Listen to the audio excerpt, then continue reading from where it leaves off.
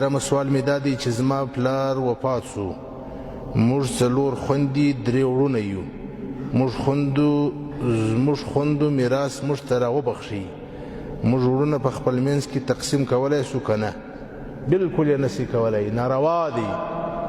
د خوندو په میراث کې حق دی، په میراث کې حق ورکول دا اسلامي قرآني حق دی. او که د تقسیم څخه مخکې ښځې ووایي چې موږ حق بخښو نه غواړو، دا بخښه یې نه صحیح کېږي. دا بخښه د چیش کوي؟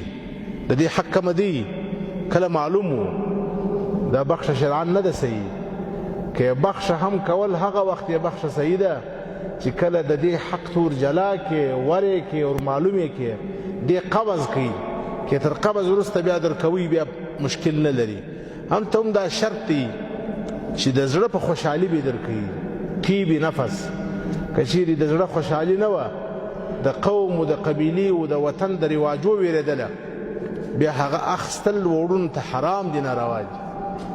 شي زده کړي دا مسله وړونو، دا ډېره خطرناکه مسله ده.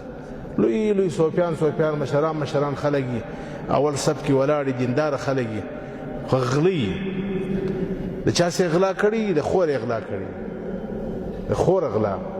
یو سړی خو غلا کوي په بازار کې، لاره بنده کړي یا کوڅه بنده کړي، دا خو لویه خبره ده. یو څوک د خور غلا کوي،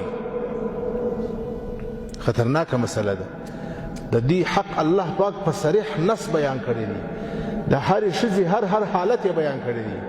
که مور و دومره حالت دي، که ښځه و اولاد و دومره حالت دي، که اولاد نه و دومره حالت دي، که یوه خور و دومره میراث دي، که دوې خویندې وې دومره میراث دي، دا ټول الله پاک بیان کړي دي.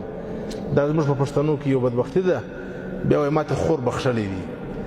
دا ته څه بلا والی، زه څه بلا والی؟ ما و تا وایي خور ته نه بخښو چې خور یې ما و تا ته بخښي. نه دا بخښه صحیح ده، نه ناروا ده، دا ناجایز ده.